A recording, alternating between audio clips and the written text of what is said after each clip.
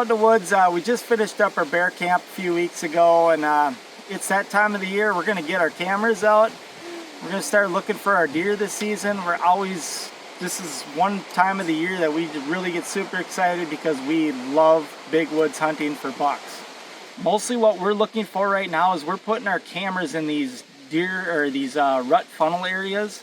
We're trying to see how many does are going through these areas. Some of these areas we've hunted in the past, some of these areas are new to us. We're just gonna see what's coming through those areas, and hopefully there's a bunch of does in there, because that's what's gonna draw in the bucks later on in the season, especially as the rut ramps up, as a lot of these bucks are, some of these are things that are 5 miles away right now.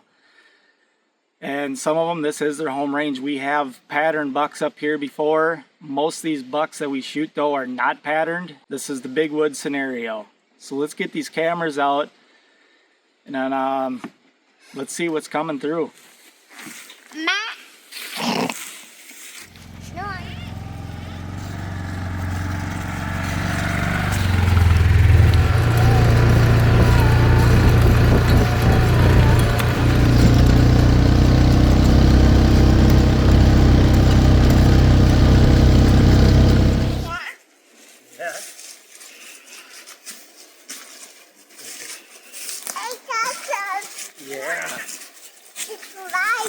You have deer tracks on this trail?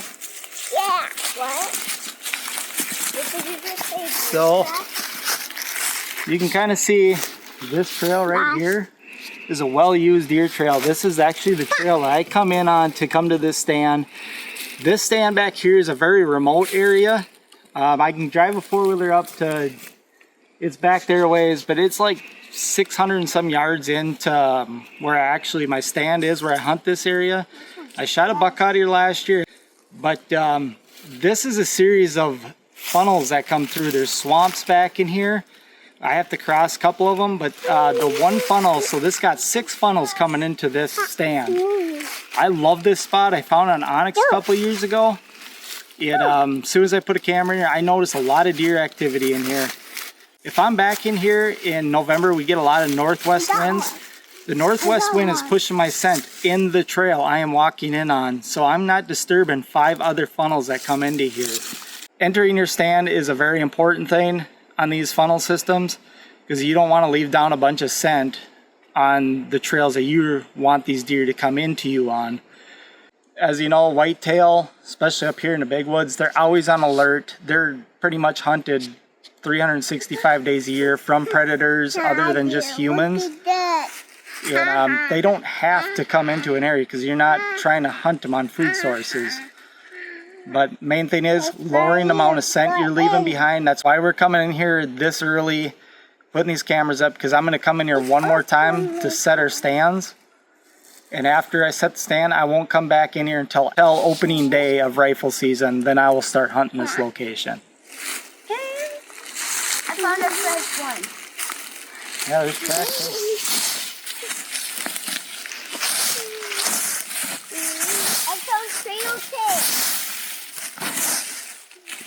Mama, what is that? So here we are. This is the trail going back into the stand yet. I always set one camera before I get there. So when I use cameras, I'm not always using cell cameras. I have a ton of these just normal old school cameras. I wouldn't even say they're old school. They're still great cameras. I use a lot of them. There was a scrape here last year, and I just scraped the leaves off from it right now. You're still going to find scrapes from the last season. I really like to put my cameras over, and what I do is I just open up those scrapes again with my boots, kick up the soil a little bit, and a lot of times these deer are going to come back through. They're going to visit these spots that just soil that's been turned up. They're going to come check it out, and a lot of times what I've seen up here in the big woods is the scrapes that have been put on the ground keep getting used year after year if it's a good area. So we're going to get a camera over this, and then we're going to get back into where we're going to put the cell cam.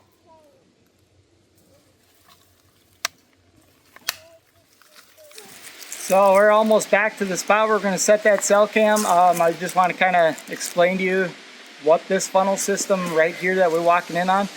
Right over here off to my left, there's a big swamp there. And right off here to my right, there's a big swamp back in here. It's a spruce bog swamp. and it's got a lot of tag alder around it. This is kind of open area. This is usually wet. This year we've had extremely dry season. So this still is going to be a great location because we got water. There's actually a beaver pond right back over in here. There's a small lake next to it. And then back in here we got another, it's a flowage area. It's got plenty of water in there. The beavers are pretty active. So that's going to be another key factor we're looking for this year is water. These deer are going to stay close to it. This whole area I'm walking into right now, there's tracks everywhere in this thing. Some of this is new, some of it's old. You can see some of them actually sunk in ways from when this was wet from this summer. But the main thing is I am still seeing fresh tracks in here. So we're still going to get this camera back in here and hopefully some stuff's coming through on it because I want to get a stand up here within 2 weeks. I'll leave that stand in here. If I use it, I do. If I don't, I don't. So we're still going to check it out.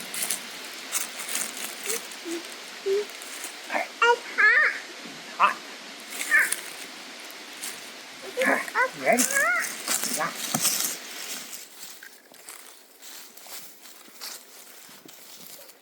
So this is an example I was talking about earlier with spruce and balsam trees and how bucks relate to these things. It's not only the bucks, the does do it too. So we got this right here, and here's a scrape from last year. And yeah, there's hardly any leaf cover over it. There's a ton of deer tracks coming through here right now. What I'm going to do is I'm going to open this up a little bit again, and we're going to get that cell camera over here, and we're going to see what's coming through here. In this funnel area, I am surprised on how much deer activity is coming through here for being a low deer density area. I think mainly the reason is because we got water on both sides, and this is the kind of the hub of all 6 funnels where it meets is right in this 100-yard square area. And I have my tree stand. It's just off to the left here. And I have that in there maybe about 60 yards. I can see the tree, but that's where I'm going to put the stand. It's where I had it last year. I think that they're going to be scraping up this area again this year, especially looking at it. It looks like we got a lot of does coming through. One thing about these big woods bucks is you got to get your boots on the ground. You got to get out and you got to search for these spots. I'll use the Onyx to kind of find these big funnel areas, especially if you got multiple funnels coming into one hub. These does come through here, they leave down their scent. The bucks are going to follow through here trying to find these does. Thing is, up here we can't use attractants, we can't use food sources or anything like that back in here. This is all public land. Also CWD areas, you can't use anything. So we can't use deer lures, food, or any whatsoever. So we got to make everything is just pretty much find these natural areas.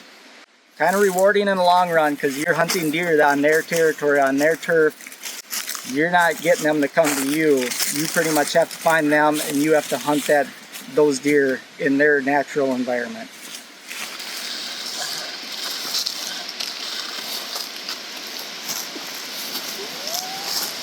Look at this thing set up here. I want to aim it towards the main trail I'm watching coming through here is coming right on the scrape. I want to face it down the trail so I can get a good photo of that deer. I like to get these cameras up about this height. I know the deer see them, everything like that. Some people say that mature bucks are really scared of cameras, but when you get up in this kind of the neck of the woods, I really don't think that it's doing anything with big woods bucks and they're way back in.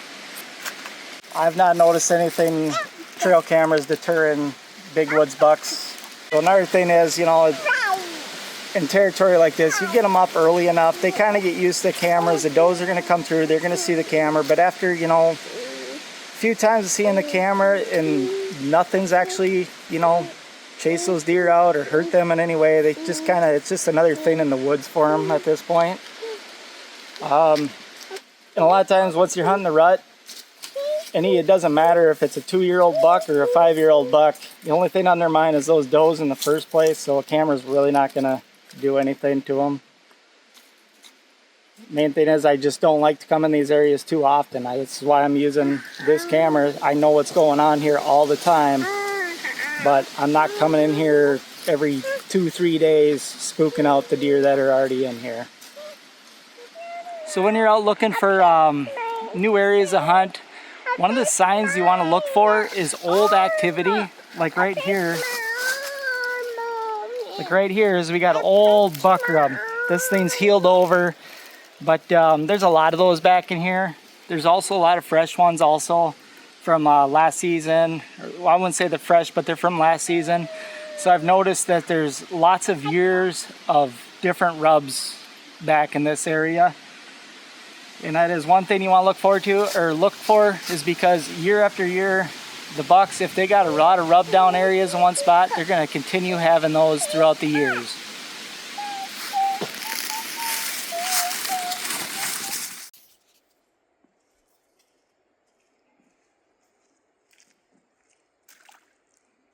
Don't go up over your boot. So one of the things as you're out scouting, a key focus should be your nearest water source.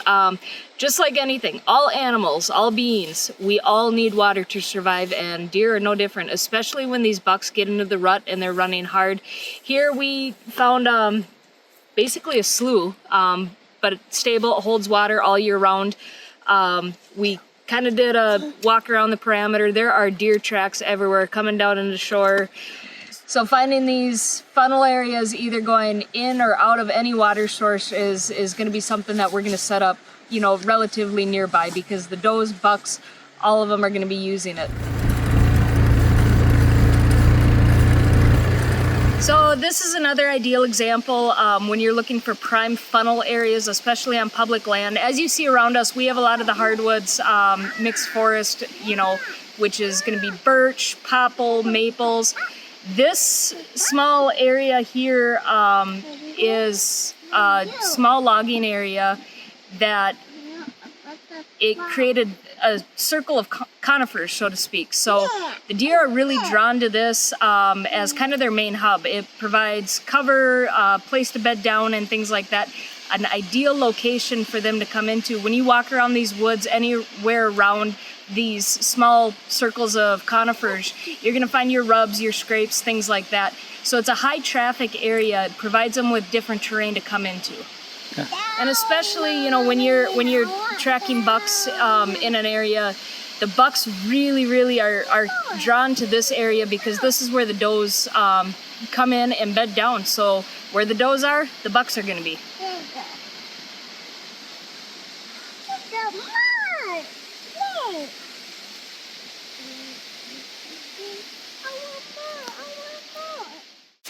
So Alice was just explaining about this conifer little circle.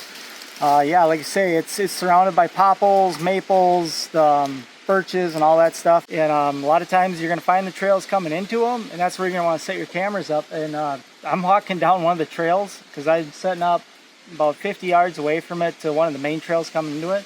There's already a scrape on the ground. And we're this early in the season. There's an old rub on the tree right behind it. That was from last year. So we're going to get this camera set up here and we're going to see what's coming into this one also. And most times I don't use more than one camera on this location like this. Most time you're going to catch something that's coming through. Mostly you want to find the bigger trail coming in. There's going to be a lot of little trails, but there's going to be at least one big main trail coming into these locations. That's where you want your camera up.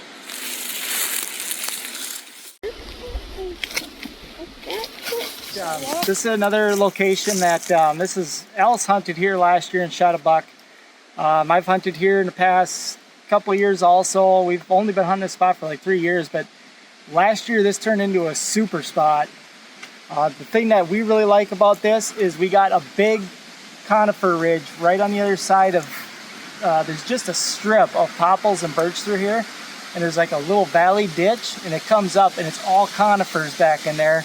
All mature stuff. It's really open underneath. The deer really relate to that stuff once that snow hits. But what made this a super spot last year is they actually logged everything behind right back in here. So with all that, with the logging that happened, the big ridge back here full of pines and everything, not only that, we got a big spruce swamp right back in here. So it's 3 things that mix into one, and the deer funnel through here all the time. And during the rut, it's really hot. The does are in here, they're feeding, they're bedding in here. The bucks are coming from all over the place. I would call this like the X spot. So we're gonna get a camera back in here, exact same tree as last year. The last, was it 3 years I've hunted this? It's been, that same spot has been scraped up really good. The trail's really heavy in here. And being in a low deer density area, having all this sign in one spot is just leading to success.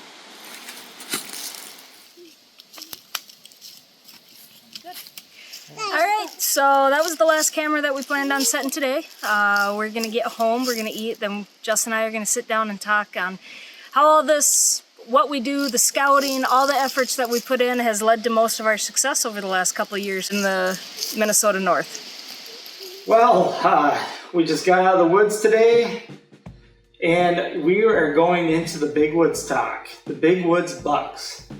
Yes, this is something we look forward to every year. Work hard at doing this, and the Big Woods is a different deal than what Alice and I grew up doing. We were both hunting egg country bucks and deer growing up. Yep, I grew up in central Minnesota, Justin a little bit west central. West central, Todd County, Minnesota. A lot of agricultural land. I mean, you had your corn, your soybeans, and things like that. Up here, we don't have that, and they do become a lot harder to pattern. So yeah, when we moved up here, I mean, this was all new to us. We had no idea what we were getting ourselves into.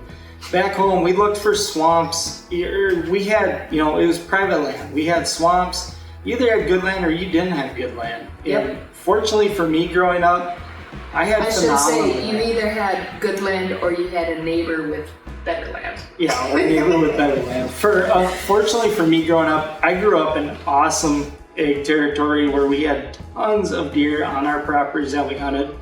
My family has a lot of good land for this. I got to shoot so many deer back there. We got to see so many deer. When we moved up here, the game changed. The game definitely changed. The low deer density that we see up here is just crazy compared to where I grew up hunting, where it was, 20 deer a day was pretty common to see. And maybe here you have, like last year, maybe 2 deer a season. So obviously we have some of the highest population of black bear within the state is right around our local area. We do have wolves, we have coyotes that have progressively moved in here. We got bobcats. So predators are huge, but also the harsh winters that we've been having. I tell you what, like last winter, we need about 5 more winters like that. But I'd say the 4 or 5 consecutive winters prior to last season were just detrimental for our deer population. On top of that, we also happen to find ourselves in what's called a CWD zone, meaning we can't feed them or supplement them throughout the winter, or any time of year for that matter. Like, previously, Justin and I would like to throw out mineral and protein in that, especially in the months of May and June for the lactating does, things like that. We can't supplement their food supply, and it's what tough. Happens when you get politics playing with conservation. It's not a good mixture. It's really you never mix politics and conservation. But unfortunately, it's the law, and we all got to abide. But it does make hunting up here tough. We can't pattern them. So what it takes is boots on the ground. You got to get out there. You got to scout. Yes, you got to scout. We've been fortunate. We did get to pattern 1 buck up here. All the other bucks that I've harvested up here, or Alice has harvested up here, they were never patterned. The biggest thing about finding here is hunting these funnels that we keep talking about, is getting in the spots, the right spots. Rut funnels are a huge thing in the Northwoods, and they can be found with the work going into it and being able to stay mobile. Like that last buck that you were just talking about, when you shot that, you had just got the stand set up that day. So we scout throughout the season too. If we're sitting in a stand and it's not doing good, we're gonna get down and we're gonna, You're gonna get on the ground, you're gonna go start find looking. something. You stumbled upon that bedroom. Yes, I was hunting this one doe group. I was there every single day. So let's talk about where we are. So right here is either or. Yeah, we're in a CWZ. We're in CWD zone in our where our property is located. And then across the road is bucks only. Yes. Even though I have, maybe hunting a bucks only area, I'm still gonna find those does. Because where you find the does, you're gonna find the bucks. Yeah, so that's the biggest thing. When we're scouting here this time of the year, we're trying to find doe groups. We're trying to find where the does are at. Because later on in the season, it doesn't matter if you got bucks there right now. The way it is up here in low deer density is bucks are gonna travel. They are gonna go a long ways to find hot does. And it doesn't matter if it's 5-10 miles away, those bucks are gonna come through. I mean, I got so many bucks during the rut I've never seen before on camera. And I run cameras year round. Absolutely. In areas we've had these cameras going for 7 years. There are big bucks up here. I don't get to see them, but they're up here. I've taken a couple nice ones, but I put a lot of time in that stand to get those deer. I think that's kind of the things. I am fortunate enough to have shot a deer. I kind of want that. We don't shoot does. Yeah, that's where we're at. I mean, we don't shoot does. Even though I can perfectly go back here on my property and shoot a doe, I just don't want to. Even though, the scientific data states that a doe population will thrive with a 35% less of its doe herd and whatnot. I just, I don't want to say how few of deer, but I'm going to say how few of deer we have. I don't shoot does. So I target the bucks. I went, 6 years? 6 years. Before I shot this one. I tell you what, guys, I am not ashamed. We do tend to like to target the bucks where the antlers are at the ears, just past the ears. But when you gotta feed your family, we do. We rely on deer to help feed our family for the year. If we don't get a bear, we definitely need those deer in our freezer. And I don't have a shame of anybody that shoots a spiker. I mean, if that's meat in your freezer and you're happy with it, shoot away. I mean, that's your tag. And that's one thing that, as outdoorsmen and everything, we need is, I mean, it was never this bad until... Antler shaming is the worst until thing for social hunting media came along. Come on, can we just all congratulate each other on being outdoorsmen? We need to stop with the antler shaming. It needs to stop. I mean... I wouldn't even let you post a picture of the one I shot last year. Yes, my wife was scared that we post a picture of the spiker she shot last year that, people are going to say stuff about it. Just don't.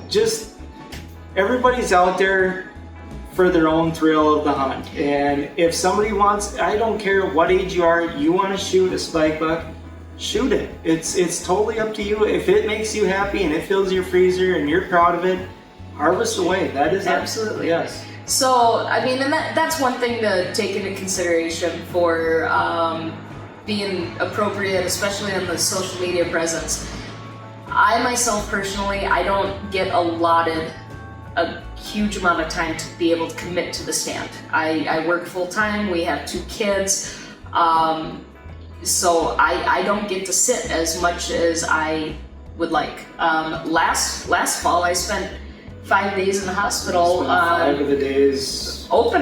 Opening day all the way through. This was the first deer opener that I ever missed because I spent 5 days in the hospital with our little girl. So I don't get a lot of time to commit to the stand, but when it comes to being able to provide food for my family, I'd rather shoot a buck than a doe. We'll just say that. And Justin and I, we don't buy beef. Yeah, we don't. I buy beef one time a year, and that's bear camp. Most of our food that we eat here is stuff we harvest. That's right. So let's go into clear cuts. Those clear cuts, you give them a year, 2 years, 3 years. That is a huge food source for these northern whitetails. I mean, even during active logging operations. I mean, you think about it, when they're out there dropping those aspen and everything, the deer are just all over that. Maybe not necessarily when the equipment and everything's running, but there's been times where we've sat up and everything, perhaps on the weekend when the lockers weren't working, and I tell you what, just having them come in is insane. When that equipment shuts off, you give it about 15-20 minutes and the vehicles leave, those deer start coming in because they're gonna feed off the tops of those trees. These deer are hungry, and that's what they eat up here. I mean, they eat a lot of tree buds.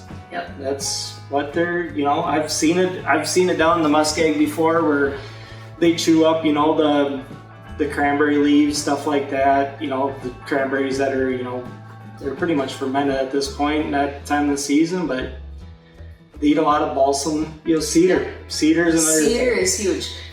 And what's most iconic, if you want to know the impact of cedar, any one of these lakes up north. Oh, geez. Any single one of these lakes, if you go out wintertime especially when a lot of the other foliage is down, get out there on the ice and look around. Everything has a plain line from right to where the deer can reach. That's a lot of times from deer. They're eating the cedar boughs. Yep.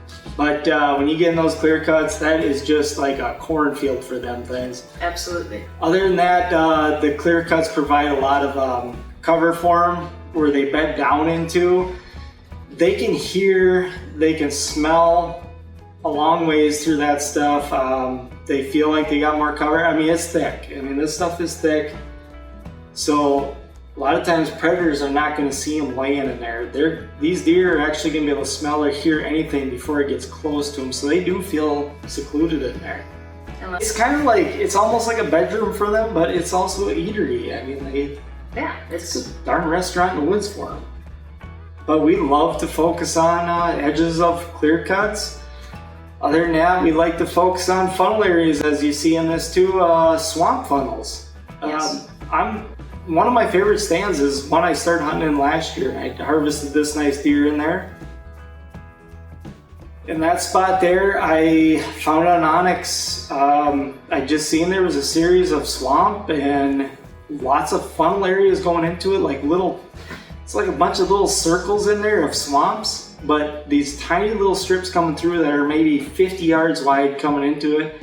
I got right in the hub of that thing, right where they all connect, and I put a camera up there, and the results coming in, I was like, this spot right here is gonna be my rut funnel for the season. And let's talk about onyx. Let's talk about scouting.